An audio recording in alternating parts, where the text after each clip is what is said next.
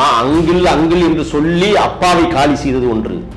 Model அரசுக்கு நேற்று ஆப்பு வச்சாச்சு. 30 நிமிஷம் 36 நிமிஷம் பேசியிருக்கிறார். 36 நிமிஷத்துல முத்தான வார்த்தைகளை அவிழ்த்து விட்டு போயிருக்கிறார்.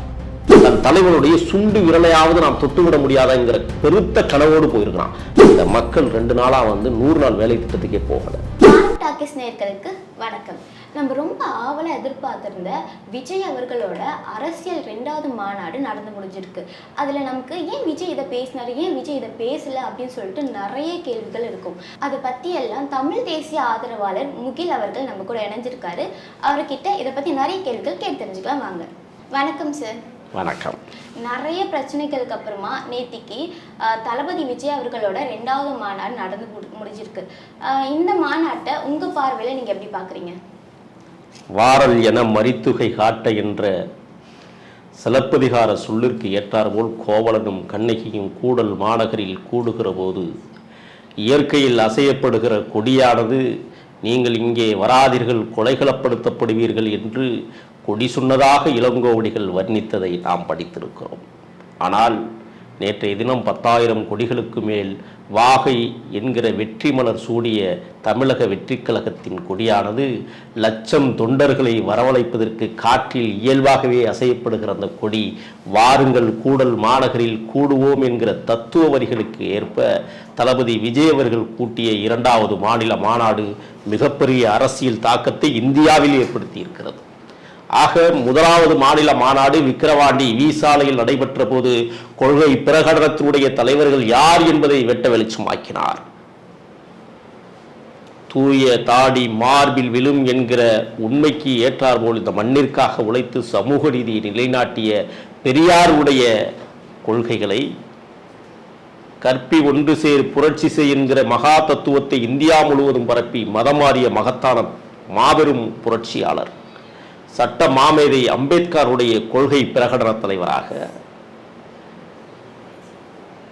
முத்துவடுகராக இறந்ததற்கு பிறகு வெள்ளச்சி நாச்சியாரை இடிப்பிலே தூக்கி கொண்டு போர்க்களத்தில் போராடுவதற்காக போகின்ற போது திருப்பத்தூரை மையமாக வைத்து நீங்கள் போராடி வெற்றி பெற வேண்டும் என்ற நிலைப்பாட்டில் பெரிய மருதுவும் சின்ன மருதுவும் அறிவித்த காலகட்டத்தில் ஆற்காடு நவாப் படைகளிடம் தஞ்சமடைந்த எம் வீரமங்கை வேலுநாச்சியாருடைய கொள்கை பிரகடன தலைவராக ஏற்றுக்கொண்டு சமத்துவமும் சமூக நீதியும் விடுதலை போரில் மிக முக்கிய பங்காற்றும் என்று தாரக மந்திரத்தை இந்தியாவிற்கு வழங்கி தந்த அஞ்சலையம்மாளுடைய கொள்கை பிரகடனத்தை மாடு மேய்க்கிறவன் மதிய உணவில்லாமல் மேய்க்கிறானே அவன் பள்ளிக்கூடம் சென்றால் மதிய உணவோடு படிப்பை கற்றுக் கொடுக்க வேண்டும் என்று கருதிய கர்மவீரர் காமராசனுடைய கொள்கை சித்தாந்தங்களை உள்வாங்கிய தமிழக வெற்றி கழகம் விக்கிரவாண்டி மாநாட்டில் சூளுரைத்தது. 20 லட்சத்திற்கு மேற்பட்டவர்கள் விக்கிரவாண்டியிலே கூடினார்கள். ஆனால் இன்றைக்கு கூடல் மாநகரில் சுமார் 30 லட்சம் மக்கள் கூடியிருக்கிறார்கள். அது மட்டுமல்ல, இணையவழி தளங்கள், தொலைக்காட்சிகள், செய்திவழி சேவைகள், அச்சு இயந்திரங்கள் உள்ளிட்ட செய்திகளை பார்ப்பதற்கு மட்டும் ஒரு புள்ளியியல் விவரங்கள் இன்றைக்கு வெளியிடப்பட்டிருக்கிறது. 1 கோடிக்கும் மேற்பட்டவர்கள் தமிழக வெற்றி கழக மாநாட்டை உற்று நோக்கி இருக்கிறார்கள் என்கிற செய்தி. ஆக தமிழக வெற்றி கழகம் தன்னிகரற்ற ஒரு அமைப்பாக தமிழ்நாட்டில் இன்றைக்கு தவளும் குழந்தையாக இருந்து எழுந்து நடக்க தொடங்கி இருக்கிறது. ஆக தளபதி விஜய் அவர்கள் நேற்றைய தினம் பேசிய பேச்சுக்கள், அவர் எடுத்து வைத்த வாதங்கள் மிக கடுமையானவை. முதல்ல அவர் யார் டார்கெட் பண்றாருன்னு நம்ம பார்க்கணும். ஓகே சார், நேற்றுக்கு மாநாடு பார்த்தீங்கன்னா வெறும் டார்கெட்டை மட்டும்தான் இருந்துச்சே தவிர்த்து அவர் என்ன பண்ண போறாரு அப்படின்றத பத்தி எதுவுமே பேசல. எதுக்கு பேசலன்னு நீங்க நினைக்கிறீங்க? நீங்க உற்று கவனிக்கவில்லை என்றே நான் கருதுகிறேன்.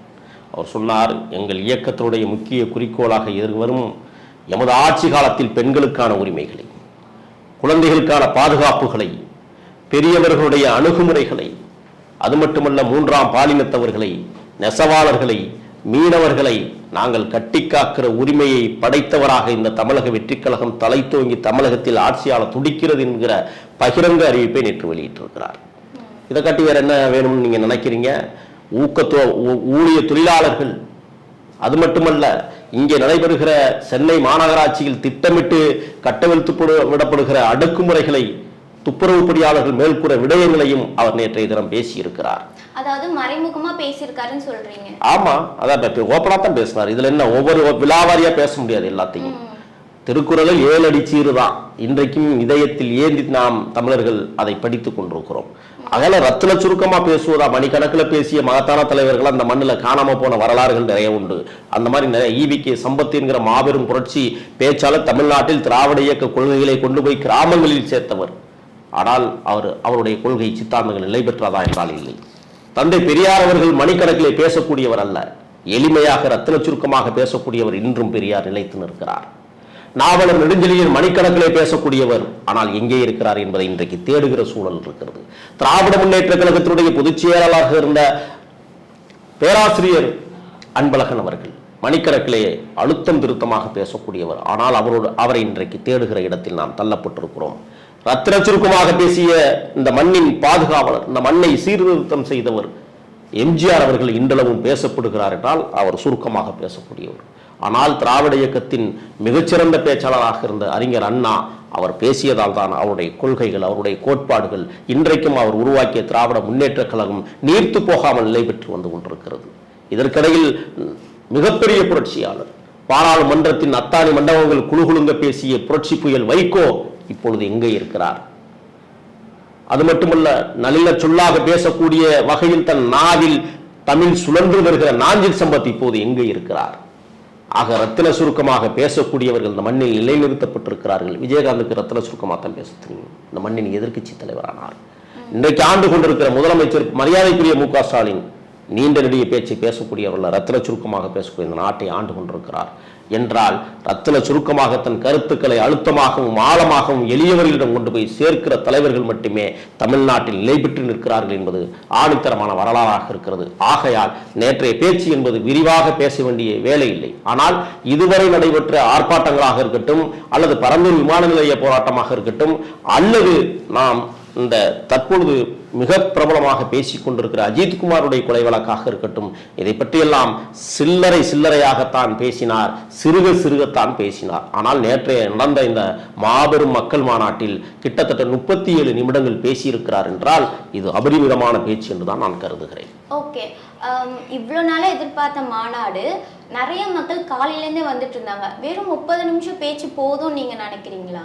அதுதான் நான் சொல்றேன். என்னன்னா, ஒவ்வொரு வார்த்தைகளும் மிக முக்கியமானது. அப்பா அப்பா என்று தமிழ்நாட்டை அலறவிட்ட திராவிட திருட்டு மாடல் அரசு நேற்றைய தினம் காலி செய்யப்பட்டிருக்கிறது. அங்கிள் என்று ஒரு வார்த்தையில் அப்பா என்கிற இத்தனை கோடி விளம்பர செலவுகளை முடக்கி விட்டார். அது பத்தாதா? அது மட்டுமல்ல, நரேந்திர மோடிஜி நீங்கள் யார் என்பதை நாங்கள் தோலுரிப்போம் என்று தமிழ்நாட்டு வீதிகளில் நின்று ஒற்றை முழக்கத்தோடு பாரதிய ஜனதாவை காலி செய்திருக்கிறார். பாரதிய ஜனதாவுடைய தமிழ்நாட்டு தலைவர்களை பற்றி எங்கேயாவது வாய் திறந்த வரலாறு உண்டா நேற்றைய தினம்? இல்ல.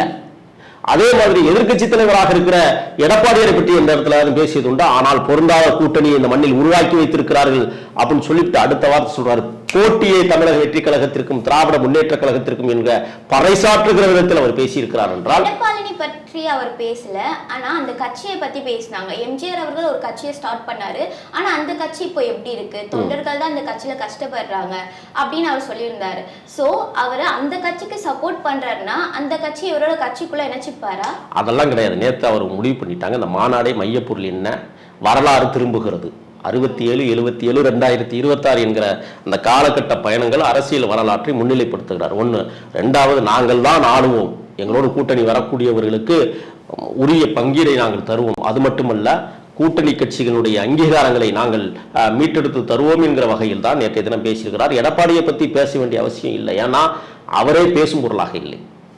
இன்னொன்று என்னன்னா, நேற்று யாரெல்லாம் காலி பண்ணியிருக்கிறார் சொன்னா, எடப்பாடி காலி, நரேந்திர மோடி தமிழ்நாட்டுக்குள்ள காலி, தமிழ்நாட்டுடைய பிஜேபி தலைவர்கள் காலி, அங்கில் என்று சொல்லி அப்பாவை காலி செய்தது ஒன்று. அது மட்டுமல்ல, அதற்கு பிறகு இருக்கிற வாரிசு அரசியலையும் போட்டு உடைத்து கொளுத்தி இருக்கிறார். ஆக தமிழ்நாட்டு அரசியல் தளத்தில் நீங்க காங்கிரஸ் பேர் இயக்கத்தை பத்தி பேசினாரா? பேசவே இல்லை. அதாவது என்னன்னா, தன் கட்சிக்கு பின்னால் இருக்கக்கூடிய இயக்கங்கள்லாம் சில்லறை இயக்கங்கள் என்று முடிவெடுத்து, அது எப்போதுமே ஒரு ஆளுமை இருக்கும்.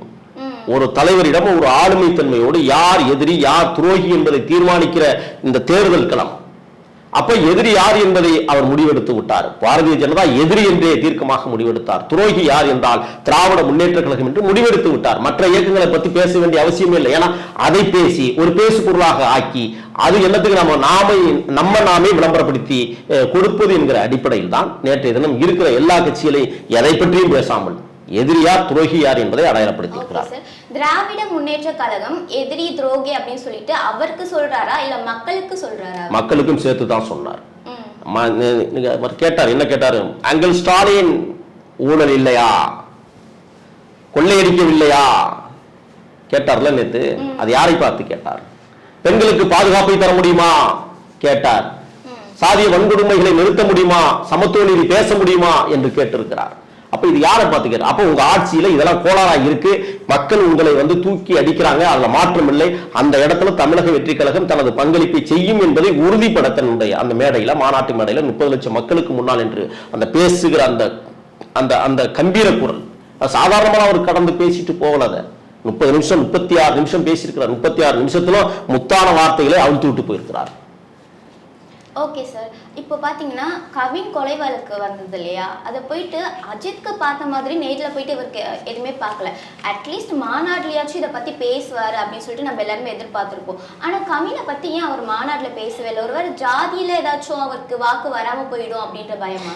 இல்லை, அதாவது என்னன்னா பேசியிருக்கணும் கவின் கொலையை பற்றி துரதிருஷ்டவசமானது தான். ஆனால் அதுக்குள்ள ஒரு அரசியல் பொதிந்திருக்கிறது. என்னன்னா ஆணவ படுகொலைகள் என்பது சாதி ரீதியாக மட்டும் நடப்பதல்ல, மத ரீதியாகவும் ஆணவ படுகொலைகள் நடந்தேறியிருக்கிறது தமிழ்நாட்டில். ஏன் ஒரு சாதிக்குள்ளேயே ஆணவ படுகொலை நடைபெற்றிருக்கிறது. நீ பணக்காரே நான் ஏழை, என் பொண்ணை பணக்காரனுக்கு கட்டுவதா, அல்ல பணக்கார பொண்ணை ஏழைக்கு கட்டுவதா, இதுவும் ஒரு ஆணவ கொலை தான். அப்ப அதை எந்த பார்வையில எடுத்திருக்கிறது? இதுக்குள்ள சாதியை புகுத்த வேண்டிய அவசியமே இல்லை. ஆணவ படுகொலைகள் அதிகாரத்திமிரில் இருப்பவர்கள் யாராக இருந்தாலும் அதை செய்கிறார்கள். அப்ப ஆணவ படுகொலைக்கு எதிராக இது சாதிக்கு மட்டும் நடக்கல, இது மத ரீதியாகவும் நடக்கிறது, பொருளாதார ரீதியாகவும் நடக்கிறது என்பதற்காக அதை கடந்து போக முயற்சித்திருக்கிறார் என்றுதான் நான் கருதுகிறேன். காரணம் எல்லா இடத்துலையும் அந்த படுகொலைகள் நடந்துகிட்டே இருக்கு. அப்ப ஒவ்வொரு படுகொலைக்கும் நாம் பேசி விட்டு கடந்து விட்டு போக முடியாது. ஒண்ணு, இப்ப அஜித்குமார் கொலை வழக்குல இது யார் ஈடுபட்டது என்பது நன்றாக உலகத்துக்கு தெரியும். காவல்துறை அதிகாரிகளே, சட்டத்தை பாதுகாக்கக்கூடியவர்களே, சட்டத்தை நடைமுறைப்படுத்தக்கூடியவர்களே, சட்டத்திற்கு புறம்பாக சட்டத்திற்கு அப்பாற்பட்டு ஒரு படுகொலையை, ஒரு மனிதனை, அஜித்குமார் என்கிற ஒரு நல்ல மனிதனை அடித்தே கொண்டிருக்கிறார்கள் என்றால் அதை எப்படி நாம் கடந்து போக முடியும், அதை எப்படி நாம் சும்மா விட்டு விட முடியும் என்று கருதிதான் அஜித்குமார் அவர்களுடைய இல்லத்திற்கே சென்ற அந்த தாயாரின் கரத்தை பிடித்து உங்கள் மூத்த மகன் நான் வந்திருக்கிறேன் என்று உலகத்திற்கு பறைசாற்றினார். ஆனால் கவின் விஷயத்துல இப்ப நம்ம இதுல கவினும் அவருடைய காதலியும் காதலித்தது உலகத்துக்கு தெரியுமா? தெரியாது. செத்ததுக்கு பிறகுதான் தெரியும் காதல் விவகாரம் என்பது. முதல்ல காதல், அதுக்கப்புறம் தான் சாதி. இந்த சாதி ரீதியாக இன்னைக்கு சுர்சித்து அவன் ஆளுமையாகவே அவன் ஒரு ஜாதிவெறி பித்தனாக, ஜாதிவெறி பிடித்தவனாக, அவருடைய தகப்பனார் மிகப்பெரிய ஜாதிவெறி பிடித்த ஒரு காவல்துறை அதிகாரியாகவும் பணியாற்றியதால் அப்ப இதுக்குள்ள ஒரு ஜாதியை மட்டுமல்ல அதிகாரமும் இருக்கிறது. அது மட்டும் இந்த காதலையும் அவர்கள் கடுமையாக எதிர்த்திருக்கிறார்கள். அப்ப உலகத்தில் உலக புவிப்பந்தில் காதல் எல்லா இடத்திலும் இருக்கிறது. ஆனால் இந்தியாவில் இருக்கிற காதலுக்கு தான் ஜாதியம் மதம் இருக்கிறது. அப்ப இதை நாம் எப்படி அணுகுவது என்பதை கண்டிப்பாக அவர் யோசித்து வைத்திருப்பார். அது பிறகு ஆட்சி மாற்றங்கள் ஏற்படுமே ஆனால் அதற்கு ஒரு தீர்வை அவர் கொண்டு வருவார் என்கிற நம்பிக்கை எனக்கு உண்டு. ஏன்னா அந்த பேச்சினுடைய சாராம்சத்தில் அவர் சொல்லுகிறார், ஜாதி மதங்களுக்கு அப்பாற்பட்டு சமத்துவம் படைப்பதே எமது குறிக்கோள் என்று சொல்லுகிறார். அப்ப இந்த இடத்துல கவின் படுகொலை என்பது பேசப்பட்டிருந்தாலும் கூட எத்தனையோ ஆணவ படுகொலைகள் இங்கே நடைபெற்றதை பேசியாக வேண்டும். அப்ப நீங்க என்ன செய்வீங்க? கவின் படுகொலையை பத்தி பேசினாரு, நீங்க உடுமலைப்பேட்டை சங்கர் படுகொலையை பத்தி ஏன் பேசல, இளவரசன் படுகொலையை பத்தி ஏன் பேசல, இப்படி ஒரு கேள்வி நீங்க உள்ள வைப்பீங்க. அப்ப சாதியாக மட்டுமே படுகொலை நடைபெறுகிறதை நாம் விரிவாக பார்க்கிறோம். ஆனால் பொருளாதார ரீதியாக நடைபெறுகிற ஆணவ படுகொலையில நாம் கண்டுகொள்வதே இல்லை. அது அவனுக்கு பிரச்சனைன்னு சொல்லி கடந்து போறோம். அப்படி அல்ல, ஆணவ படுகொலை என்பது எல்லா வகையிலும் நடக்கிறது. அதை பார்த்து கொண்டும் சும்மா இருக்க முடியாது. ஓகே சார், இப்போ பார்த்தீங்கன்னா அவ்வளோ கூட்டம் வந்துச்சு. அவ்வளோ கூட்டத்துலேயும் போன மாநாட்டிலையுமே இறந்து போனாங்க. இந்த மாநாட்டிலையுமே ஒரு 2-3 பேர் இறந்து போயிருக்காங்க. ஒருத்தரோட கார் அந்த வேலைப்பாடுகள் நடக்கும்போது அவரோட கார் சேதம் அடைஞ்சிடுச்சு. அதை பார்த்து அவர் கண் கலங்கினதையும் நம்ம பார்த்தோம். ஸோ ஒவ்வொரு மாநாட்டுக்குமே இந்த மாதிரி நெகட்டிவாக ஒரு சில விஷயங்கள் நடக்குது. அதில் அப்பாவி மக்களுமே பாதிப்படைகிறாங்க. இது அடுத்த மாநாட்டில் இருக்குமா? நாங்கள் வீடு கட்டும் போது மேய்ஞ்சிக்கிட்டு இருந்த பசுமாடு ஒன்று தண்ணி தொட்டிக்கில் விழுந்து செத்து போச்சு. அதுக்காக அந்த பசுமாடு மீது குறை சொல்வதா, இல்லை கிணறு வெட்டி வச்சிருந்த குழி தோண்டி வச்சிருந்த எங்களை குறை சொல்வதா? இப்படி ஒரு கேள்வி இருக்குல்ல. ஒரு சம்பவம் நடைபெறுகிற போது சின்ன சம்பவங்கள் நடைபெறத்தான் செய்யும், அது தவிர்க்கவே முடியாது. இப்போ மகிழுந்து போயிட்டு இருக்கு, எல்லாரும் காரில் போயிட்டு இருக்கிறோம், ஒரு இடத்துல வந்து வேகத்தடை இருக்குது, வேகத்தடை கவனிக்காம ஏறி ஓட்டி டொம்முன்னு அடிக்கிற வரலாறுகள் உண்டு. ஏப்பாவை இந்த மாதிரி ஓட்டினான்னு நம்ம கேட்குற வரலாறுகள் உண்டு. அப்போ ஒரு காரை இயக்குவதிலேயே பிரச்சனை இருக்கிறது. இவ்வளவு பெரிய மாநாட்டை கட்டமைப்பதில் பிரச்சனை இல்லாமல் எப்படி இருக்க முடியும்? நீங்கள் கேட்குறீங்க, இந்த கொடிமரம் வந்து அப்படியே விழுந்துச்சு. அது வந்து 100 அடி கொடிமரம், கிட்டத்தட்ட 3 டன் எடையுள்ள கொடிமரம். இந்த கொடிமரம் வந்து 100 அடினா சாதாரண விடயம் அல்ல. இப்போ இந்த கொடிமரத்தை அவங்க வந்து கிட்டத்தட்ட அந்த 8 அடி ஆழம் இறக்கி அந்த 8 அடியிலிருந்து சிமெண்ட்டுகளை கலவைகளை போட்டு கொண்டு வந்து அதை அந்த குழாய்களை கொண்டு வெளியில் ஒன்றாந்து பொருத்தி இந்த போல்டு போடணும். மொத்தம் 16 போல்டு போடணும் அவங்க. அப்போ இந்த கிரேன் வந்து அந்த கம்பியை கொண்டாந்து நிப்பாட்டும் போது அந்த 16 போல்ட்லையும் கரெக்டாக உட்காரணும். அப்படி உட்கார வைக்கும்போது பெல்ட் வந்து மேலே உள்ளது உருவிருச்சு. மொத்தம் 6 பெல்ட் போடணும் 100 அடிக்குன்னு சொன்னால் அவங்க 2 பெல்ட் தான் போட்டிருக்காங்க. இதில் நான் ஒரு சந்தேகத்தை கிளப்புறேன், என்னன்னா அந்த கிரெயின் ஆப்ரேட்டர் வந்து திமுககாரராக இருக்குமோங்கிற ஒரு சந்தேகம் நம்மளுக்கு இருக்கு. ஏன்னா 6 பெல்ட் போட வேண்டிய இடத்துல நீ 2 பெல்ட் போட்டு நீ கொண்டாந்து இவ்வளவு பிரமாண்டமான கொடிக்கம்பத்தை கொண்டாந்து நீ நிறுவும் போது அது மேலே உள்ள அந்த இது பெல்ட் உருவிருச்சு. உருவும் போது இவங்க 4 போல்ட் போட முடியல. நீங்க பாத்தீங்கன்னா தெரியும். அதுக்கப்புறம் அது சரிஞ்சு விழுகுது. 100 மீட்டருக்கு அப்பால் நிப்பாட்டப்பட்டிருக்கிற காரின் மீது விழுகிறது என்றால் கொடிமரம் விழுகுன்னு அவங்க நிப்பாட்டினாங்களா? இல்ல. அப்ப 100 அடிக்குள்ள நிப்பாட்டினதுனாலதான் அந்த பிரச்சனை வந்துச்சு. ஆனா இதுல இன்னொரு செய்தி என்னன்னா, கொடிமரம் விழுகிற இடத்துல முக்கியமான அந்த கட்சியுடைய நிர்வாகிகள் இருக்கும்போது தொண்டர்களே வந்து ஓடி போய் அதை பார்க்க போனது. இது ஒரு கூட்டம் கூடிச்சீங்க. அப்ப கவனசிதறல் வரும், கூட்டம் கூடுதே அப்படிங்கிற ஒரு கவனசிதறல். அப்படியான ஒரு சூழல்ல தான் அந்த கொடிமரம் விழுந்து இப்ப அந்த கார் நொறுங்கப்பட்டிருக்கு. அதுக்கு 9 லட்சம் ரூபாய் பணம் வந்து உடனடியாக கொடுக்கப்பட்டு அந்த மகிழுந்த வந்து அவங்க சரி பண்ண சொல்லிட்டாங்க. அது பிரச்சனை முடிஞ்சது. ஆனால் இப்ப இந்த கொடிமரம் விழுந்ததுல ஒரு அமானுஷ்யம் இருக்கிறது, பேய் வந்து நடமாட்டம் இருக்கிறது, பிசாசுகள் கூடி பேசி இருக்கிறது. இதெல்லாம் வந்து அபத்தமானது, இயல்பாக நடக்கக்கூடிய சில விடயங்கள் தான். விஜய் அவர்கள் அந்த மாநாட்டுல நிறைய விஷயங்கள் பேசியிருக்காங்க. ஆனா நம்ம சோசியல் மீடியா சைடு வந்து அதுல நடக்கிற நெகட்டிவான விஷயத்தை தான் கொண்டு வந்து சில பேர் வந்து பெருசா காட்டுறாங்க. அதுக்காக தான் நான் உங்ககிட்ட இல்ல, இப்ப நீங்க முக்தார் என்கிற ஒரு ஆளுமையான நெறியாளர் நேற்று எதுனா அவர் வந்து முகக்கவசம் அணிந்து கொண்டு கூட்டத்துக்குள்ள உள்ள புகுந்து போய் என்ன செய்யறாருன்னா, ஒரு ஹேண்டிகேப்ட் கொஞ்சம் நொண்டியாக இருக்கக்கூடியவட்ட, ஏன் நீங்கள் நொண்டிக்கிட்டு இந்த மாநாட்டுக்கு வரணும், வீட்டில் இருந்தீங்கன்னா உங்கள் அப்பா அம்மாவை நீங்கள் கவனிக்கலாம்ல, அவன் எங்கேயாவது வேலைக்கு போகலாம்ல, இவ்வளோ பெரிய கூட்டம் கூடுகிற இடத்துல அவன் முடிவெடுத்து வந்திருக்கிறான். இப்போ அவனை போய் கேள்வி கேட்டதும் அது மட்டும் இல்லை, டேப்பை திறக்கும் போது தண்ணி ஊற்றுது, டேப்பை மூடுனா தண்ணி வராது, டாப்பை மூடிவிட்டு இங்க பாருங்க தண்ணி வரல அப்படின்னு ஒரு படம் எடுக்க போய் அதனால ஏற்பட்ட பிரச்சனைகள். அது மட்டுமல்ல, அந்த தொண்டர்கள் லட்சக்கணக்கில் கூடி இருக்கிறான். தன் தலைவனுடைய சுண்டு விரலையாவது நாம் தொட்டுவிட முடியாதாங்கிற பெருத்த கனவோடு போயிருக்கிறான். எப்ப 3 நாளைக்கு முன்னாடியே போயிட்டாங்க. எந்த ஒரு மாநாட்டுக்கு 3 நாட்களுக்கு முன்பு போய் டெண்ட் அடிச்ச வரலாறுகள் உண்டா? அப்ப இது ஆர்வத்தின் மிகுதியால் தொண்டர்கள் லட்சம் தொண்டர்கள் கூடுகிற இடத்துல ஒரு மாபெரும் தலைவனை நாம் தொட்டுவிட முடியாத என்கிற பெருத்த கனவோடு அவன் வந்திருப்பான். இப்ப அந்த இடத்துல நீங்க போயிட்டு என்ன செய்வீங்க, நீங்களாம் எதுக்காக வந்தீங்க, கும்மாளம் போடுறதுக்கு வந்தீங்களா, கூத்தால வந்திருக்கிறீங்களா, இது எதுக்காக இவ்வளவு பெரிய ஆட்டம் பாட்டம் ஆரவாரம் அப்படின்னு போய் கேள்வி கேட்கும்போது, நேற்று முக்தாரை தொண்டர்களே அடித்து வெளியில விரட்டிய சம்பவம் நடந்தது. அப்ப அங்க இன்னொரு செய்தி, அந்த ராம்பால்க்ல அவர் நடந்து போறாரு. நடந்து போகும்போது என்ன நடந்துச்சுன்னா, 2 பக்கமும் கிரீஸ் தடவிட்டாங்க, தொண்டர்கள் ஏறி குதிச்சிடக்கூடாதுன்னு. என்ன காரணம்னா, ராம்பால்க்கு வந்து 8 அடி உயரம் போட்டிருக்காங்க, 8 அடி உயரத்துக்கு மேல தடுப்பு போட்டிருக்காங்க. அப்ப விஜய் நடந்து வருகிறது, அந்த தடுப்பு சரியாக காட்ட மாட்டேங்குது. அப்ப அவன் என்ன பண்றான், அந்த ராம்பால்க்கு போறதுக்கு இவ்வளவு பெரிய 8 அடிக்கு மேல உள்ள அந்த கேட்டையே தாண்டான். கிரீஸ்க்கு சட்டையில ஒட்டினாலும் பரவாயில்லைன்ட்டு குதிச்சு ராமாளுக்குள்ள நடந்து போற விஜயை போய் சந்திச்சு துண்டை போடுறது, மாலையை போடுறது, காலில் கும்பிட்டு இருந்ததெல்லாம் நம்ம பார்த்தோம். அப்ப இது கட்டுக்கடங்க. இன்னொன்று என்னன்னா, அவர்கள் எல்லாம் ரசிகர்களாக இருந்து இப்பதான் அரசியலுக்கு வர்றாங்க. இப்ப அரசியல் பயிலரங்கங்கள் அவங்களுக்கு இன்னும் போதிக்கப்படலை. நீங்க அரசியல் பயிலரங்கம் நடத்துகிற திராவிட இயக்கங்கள்லேயே எவ்வளவு பிழைகள் நடக்குது என்பதை நான் பார்க்க முடியும். நீங்க சொன்னீங்க சாவெல்லாம் நடக்குதுன்னு. விடுதலை சிறுத்தைகள் மாநாடு விழுப்புரத்தில் நடைபெற்ற மாநாட்டில், அதாவது திருச்சிக்கு பக்கத்தில் நடைபெற்ற மாநாட்டில் 2 பேர் கார் ஆக்சிடென்ட் ஆகி செத்து போனாங்க. ஆனால் அந்த மாதிரி சம்பவங்கள் இங்க நடக்கல. ஆனா இங்க என்ன நடந்ததுன்னு சொன்னா, மயக்க நிலைக்கு போனவர்கள் ஒரு பையன் இறந்திருக்கிறான். ஒரு பையன் வந்து தட்டி கட்டும் போது நேற்று காலையிலேயே மின்சாரம் தாக்கி இறந்து. இது அவனுடைய கவனக்குறை. உடல்நலம் சரியில்லாம தன் தலைவனை பார்க்க வந்த இடத்துல மூச்சடைப்பு வந்து செத்து போனவே ஒருத்தர் இருக்கான். இதுக்கெல்லாம் யாரு பொறுப்பாக முடியும் சொல்லுங்க? இல்ல அங்க கலவரம் வந்து யாராவது அடிச்சு போனாங்களா? இவ்வளவு பெரிய கூட்டம் வந்ததுல தள்ளுமுள்ளு ஏற்பட்டு அல்லது தலைவருடைய கையை பிடிக்கிறதுக்காக மிகப்பெரிய ஆர்வாரம் செய்து போய் பிடிக்க போன இடத்துல கூட்ட நெரிசல்ல செத்து போனாங்களா? அது இல்லை. ஆனா நேற்று ஏன் இவ்வளவு பெரிய தாக்கத்தை இவ்வளவு பெரிய பேச்சை பேசி முடிச்சுட்டு அவர் உடனடியாக புறப்படுகிறார் என்றால், கூட்டத்தை நாம சமாளிக்கணும். நாம மேடையில் ஒரு 5 நிமிஷம் இன்னும் மேடைக்கு ஏறிடுவான்லாம், மேடை தாங்காது. அதனால ஒரு சலசலப்பு வரும், அதனால வந்து ஒரு கூட்ட நெரிசல் வரும், அதுக்கு ஏதாவது ஒரு பேராபத்து வரும், அதை நம்ம தலையில கட்டுவாங்க. ஏதாவது இன்னும் இங்க பாருங்க, ஒண்ணுமே நடக்காத விஷயத்துல நோட்டுறாங்கல்ல, சேர்லாம் உடஞ்சிருச்சு, பேரிகாட்லாம் உடைச்சிருக்காங்க. சேர் நொறுங்கினதுக்கு காரணம் என்ன? நீங்க இந்த 8 அடி அந்த ராம்ஹால்குள்ள ஏறி நின்று பார்க்கணும். அவன் ஒரு நாற்காலியை போட்டு பார்க்க முடியாது. 7-8 நாற்காலியை அடிக்க அவன் தலைவனை பார்க்கறதுக்கு அப்படி ஏறும்போது சரிஞ்சு விழுந்து ஒடிஞ்ச நாற்காலிகள் தான் நேற்று கிட்டத்தட்ட ஒரு 2000 நாற்காலிகள் உடையப்பட்டிருக்குன்னு சொன்னாங்க. அதுக்கான உதவி தொகையை இன்னைக்கு வந்து கொடுப்பதற்கான ஏற்பாடுகளை வந்து விழாக்குழு வந்து செஞ்சிருக்கிறாங்க. அப்ப நீங்க வந்து எது கெட்டதோ அதை மட்டுமே போட்டு பாக்குறீங்க, நல்லதா நீங்க ஏன் காட்ட மாட்டேங்கிறீங்க? கிட்டத்தட்ட உங்களுக்கு சொல்றேன், 50,000 பாட்டில் 5 லட்சம் பாட்டில்கள் அந்த ஸ்டிக்கர் ஒட்டின பாட்டில் தண்ணி பாட்டில் கொடுத்துருக்காங்க. புதுசா ஒண்ணு செஞ்சாங்க. இவ்வளவு பெரிய பிரமாண்ட கூட்டத்தில் வந்து ட்ரோன் மூலமாக மக்கள் வந்து மயக்கம் அடைஞ்சிடக்கூடாதுங்கிறதுக்காக ட்ரோனின் மூலமாக நீர் தெளிச்சாங்க. அதை கவனிச்சிங்களா? ஏன் அதை பத்தி பேச மாட்டேங்கிறீங்க? 5 லட்சம் பாட்டில் வந்திருக்கு, அதை பத்தி ஏன் பேச மாட்டேங்கிறீங்க?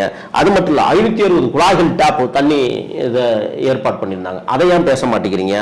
5 லட்சம் லிட்டர் தண்ணீரை கொடுத்துருக்குறாங்க, அதை ஏன் பேச மாட்டேங்கிறீங்க? நல்ல விஷயங்கள் இந்த நாதாரிகளுக்கு தெரியதே கிடையாது. கெட்ட விஷயங்கள்னா உடனே அதை தூக்கி தூவாரம் விட்டு மிகப்பெரிய அளவில் கொண்டு போய் நிறுத்துகிற தன்மையை எப்போதுமே இது போலித்தனமான அரசியலே இது குறிக்கிறது. நேற்றைய தினம் இப்ப தளபதி விஜய் அவர்கள் எதை பேச வேண்டும், எதை செய்ய வேண்டும், இந்த தொண்டர்களை 2-3 இடத்துல ஒரு கண்ணு கலங்கினார். என்ன காரணம்னா, இத்தனை லட்சம் தொண்டர்கள் நம்மளை நோக்கி வருகிறார்கள், இந்த தொண்டர்களை நாம் நல்வழிப்படுத்த வேண்டிய மிகப்பெரிய பொறுப்பும் கடமையும் நமக்கு இருக்கிறது அப்படின்னு சொல்லிட்டு ஒரு இடத்துல கண்கலங்கினார். இன்னொன்று, அடிக்கடி நீங்க பார்த்தீங்கன்னு சொன்னா அவருடைய தந்தையார் S.A. சந்திரசேகரன் கண்கலங்கிக்கிட்டே இருந்தார்.